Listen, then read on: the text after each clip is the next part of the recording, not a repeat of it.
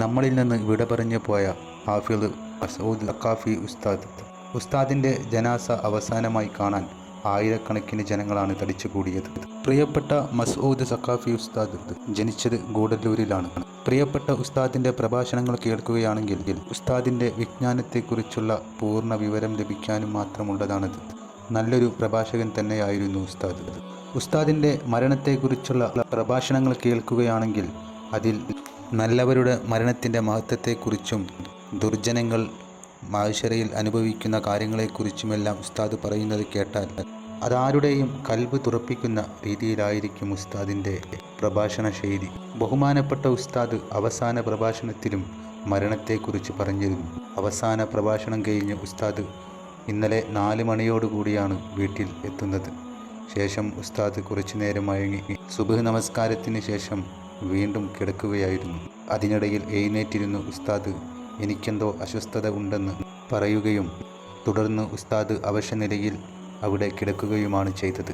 തുടർന്ന് ഉസ്താദിനെ ആശുപത്രിയിലെത്തിച്ചെങ്കിലും ഉസ്താദ് വീട്ടിൽ നിന്ന് തന്നെ മരണപ്പെട്ടു എന്നുള്ള വാർത്തയാണ് വീട്ടുകാർക്ക് അറിയാൻ സാധിച്ചത്.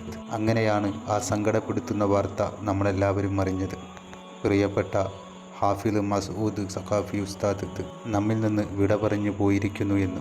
ഉസ്താദിന് 3 പിഞ്ചു കുഞ്ഞുങ്ങളാണുള്ളത്. മൂത്ത കുട്ടിക്ക് 9 വയസ്സും ഏറ്റവും ഇളയ കുട്ടിക്ക് 2 വയസ്സും മാത്രം പ്രായമായിട്ടുള്ളൂ.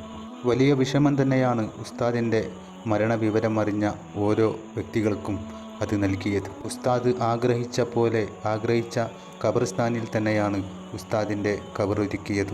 പുണ്യമായ ഒരു മാസത്തിൽ തന്നെ ഉസ്താദ് നമ്മോട് വിട പറഞ്ഞു പോയി. ഷഅബാൻ മാസത്തിൽ മരണപ്പെടുന്നവർക്ക് ഖബറിൽ ചോദ്യമില്ല എന്നുള്ള പ്രത്യേകത ഉള്ളതും നമുക്കെല്ലാവർക്കും അറിയാമല്ലോ. ഉസ്താദിൻ്റെ വിയോഗം പോലെ തന്നെയാണ് മാസങ്ങൾക്ക് മുമ്പ് ഹാഫിള് നഈം ഫൈസിയും ജുനൈദ് ഫൈസിയും നമ്മളോട് വിട പറഞ്ഞു പോയത്. അതും ഉസ്താദിൻ്റെ വിയോഗം അറിഞ്ഞ പോലെ വലിയ വിഷമം തന്നെയാണ് അത് കേട്ടവർക്കെല്ലാവർക്കും നൽകിയത്. ഏതൊരവസ്ഥയിലും പുഞ്ചിരിച്ചുകൊണ്ടാണ് ഉസ്താദ് സംസാരിച്ചു കൊണ്ടിരുന്നത്. ഉസ്താദിൻ്റെ അയൽവാസികളും ഉസ്താദുമായി ഏറ്റവും അടുത്ത ബന്ധമുള്ള ആളുകളും പറയുന്നത് ഉസ്താദിന് ഹാർട്ട് അറ്റാക്കിൻ്റെ വേദനയാണ് വന്നത് എന്നാണ്. മരണത്തെക്കുറിച്ച് ഉസ്താദ് പറഞ്ഞ ഓരോ പ്രഭാഷണങ്ങൾ കാണുമ്പോഴും നമുക്ക് മനസ്സിലാകും ആ വേളകളിലെല്ലാം ഉസ്താദിൻ്റെ കണ്ണ് നിറയുന്നത്. അപ്പോഴും ഉസ്താദിൻ്റെ ചുണ്ടുകളിൽ ഒരു ചെറു പുഞ്ചിരി ഉണ്ടായിരിക്കും. അത്രയേറെ മരണത്തെ ഓർക്കുകയും അല്ലാഹുവിൻ്റെ ദീനിനെ അതിൻ്റെ ആദർശങ്ങളെയും ഉയർത്തിപ്പിടിക്കുകയും ചെയ്ത ആളായിരുന്നു ബഹുമാനപ്പെട്ട ഹാഫിള് മസ്ഊദ് സഖാഫി ഉസ്താദ്.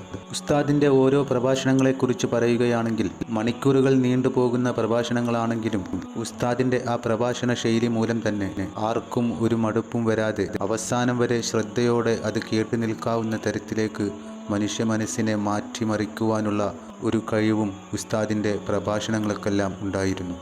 വലിയ വേദന തന്നെയായിരിക്കും ഉസ്താദിൻ്റെ ഭാര്യയ്ക്കും കുട്ടികൾക്കും മറ്റു കുടുംബാംഗങ്ങൾക്കും ഈ വിയോഗം നൽകിയിരിക്കുന്നത്. അള്ളാഹു അവരുടെ വേദനകൾക്ക് എത്രയും പെട്ടെന്ന് തന്നെ ശമനം നൽകട്ടെ എന്ന് ആത്മാർത്ഥമായി തന്നെ പറയുന്നു. ഖുർആൻ പഠിക്കാനും അതിൻ്റെ മഹത്വത്തെക്കുറിച്ചും ഉസ്താദ് തൻ്റെ പ്രഭാഷണങ്ങളിൽ നിരന്തരമായി പറയുമായിരുന്നു. അള്ളാഹു ഉസ്താദിൻ്റെ പാരത്രിക ജീവിതം റാഹത്തിലാക്കട്ടെ. അവൻ്റെ പക്കലുള്ള ഏതൊരു അനുഗ്രഹവും അള്ളാഹു ഉസ്താദിന് ഏറ്റവും നിറച്ചു നൽകട്ടെ. ഉസ്താദിൻ്റെ മരണം ഒരു അത്ഭുതം തന്നെയായിരുന്നു എന്ന് പറയാം.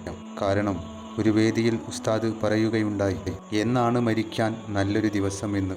അപ്പോൾ വേദിയിലുള്ള ഒരു യുവാവ് പറഞ്ഞു അത് വെള്ളിയാഴ്ചയാണെന്ന്. അപ്പോൾ ഉസ്താദിൻ്റെ മറുപടി ഇങ്ങനെയായിരുന്നു, അങ്ങനെയല്ല, അത് തിങ്കളാഴ്ചയാണെന്ന്. അന്നാണല്ലോ ഹബീബായ തങ്ങളും വഫാത്തായത് എന്നും. അതുകൊണ്ട് മരിക്കാൻ ഏറ്റവും ഉത്തമമായ ദിവസം തിങ്കളാഴ്ചയാണെന്നാണ് ഉസ്താദ് ആ പ്രഭാഷണത്തിൽ പറഞ്ഞത്. അത്തരത്തിൽ മരണപ്പെടുന്നവരൊക്കെ ഭാഗ്യം ചെയ്തവരാണെന്നും അതുപോലെ ഉസ്താദ് ആഗ്രഹിച്ച പോലുള്ള മരണം തന്നെയാണ് ഉസ്താദിന് ലഭിച്ചതും. തിങ്കളാഴ്ച രാവിൽ ഉസ്താദ് 6 അടി മണ്ണിലാണ്. അള്ളാഹു അദ്ദേഹത്തിന് അവൻ്റെ രക്ഷയും തൃപ്തിയും ഏറ്റി നൽകട്ടെ. മഹാനായ മസ്ഊദ് സഖാഫി ഉസ്താദിനെ പോലുള്ള പണ്ഡിതന്മാരുടെ മരണം ലോകത്തിന് തന്നെ തീരാ നഷ്ടമാണ്. അതുകൊണ്ട് തന്നെ ഉസ്താദിനെ അടുത്തറിയുന്നവർക്കും ഉസ്താദിൻ്റെ പ്രഭാഷണങ്ങളേറെ കേട്ടവർക്കുമെല്ലാം ഉസ്താദിൻ്റെ വിയോഗം വലിയ വിഷമം തന്നെയായിരിക്കും നൽകിയത്. പ്രിയപ്പെട്ട ഹാഫിള് മസ്ഊദ് സഖാഫി ഉസ്താദിനെയും നമ്മളെയുമെല്ലാം അള്ളാഹു അവൻ്റെ ജന്നാത്തുൽ ഫിർദൗസിൽ ഒരുമിച്ച് കൂട്ടട്ടെ. നല്ല ദിവസമാണ് ഒരാൾ മരിച്ചതെങ്കിൽ ഉറപ്പിക്കാം, അയാളെ മരണം നല്ല മരണമാണ്, അവസാനം നല്ല രൂപമാണ്, നല്ല ദിവസമാണ് അള്ളാഹു നൽകിയത്. മരിക്കാൻ ഏറ്റവും നല്ല ദിവസം ഏതാ? വെള്ളിയാഴ്ച അല്ല, തിങ്കളാഴ്ച. മരിക്കാൻ ഏറ്റവും നല്ല ദിവസം തിങ്കളാഴ്ചയാണ്. സയ്യിദുനാ മുഹമ്മദുർ റസൂലുള്ളാഹി സ്വല്ലല്ലാഹു അലൈഹി വസല്ലം തങ്ങൾ ലോകത്തുനിന്ന് വിടവാങ്ങിയത് റബീഉൽ അവ്വൽ 12 തിങ്കളാഴ്ചയാണ്.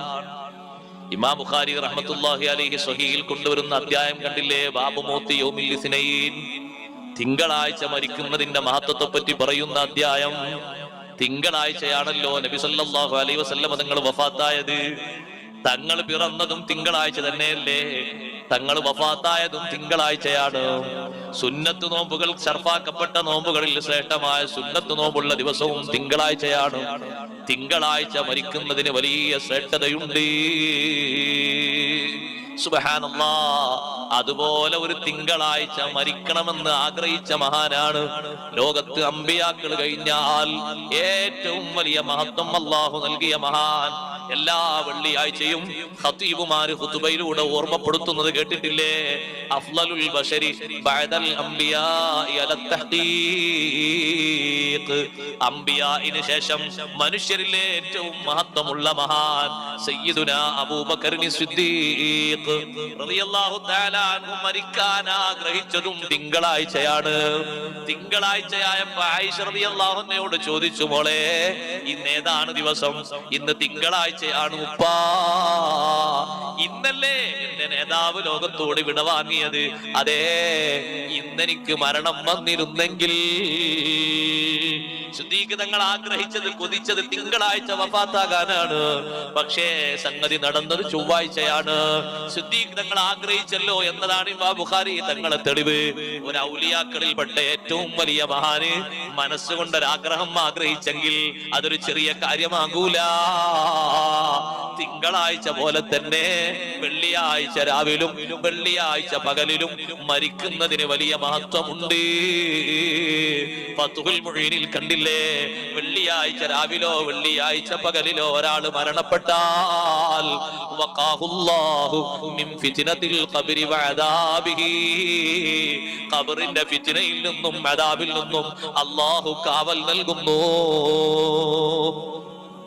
എത്ര ആളുകളാണെന്നറിയോ അങ്ങനെ ചോദിച്ച് ചോദിച്ച് ചോദിച്ച് ചോദിച്ച് നല്ല ദിവസം വഫാത്താകുന്നത്.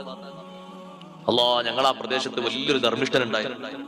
ചെറുപ്പക്കാരോട് ഞാൻ പറയട്ടെ, ഈ സുഹൃത്തുക്കളിലൊക്കെ നമ്മൾ ലക്ഷ്യമാക്കേണ്ടത് ദുനിയാവെന്ന് പോകുമ്പോ ഈമാനോടെ മരിച്ചു പോകണം. അല്ലാഹു തൗഫീഖ് തരട്ടെ. മരണം എന്നുള്ളത് എപ്പോഴും സംഭവിക്കാൻ, നിങ്ങളെ മുന്നിൽ ഞാനാകാം, എന്റെ മുന്നിൽ നിങ്ങളാകാം, ആരും ആകാം. ഒരു ഗ്യാരണ്ടി ഇല്ലല്ലോ നമുക്ക്. എന്ത് ഗ്യാരണ്ടിയാണ്? ഒരു ഗ്യാരണ്ടി. നമ്മൾ ഓരോ സാധനം വാങ്ങുമ്പോൾ ചോദിക്കും എത്ര വർഷം ഗ്യാരണ്ടി ഉണ്ടല്ലേ? ചോദിക്കുന്ന ആൾക്കാരെ ചോദിക്കുമ്പോൾ രസമാണ്. ഈ കാലം ഈ ഗ്യാരണ്ടി കാണാൻ ഇയാൾ ഉണ്ടാവുമെന്ന് അറിയാം.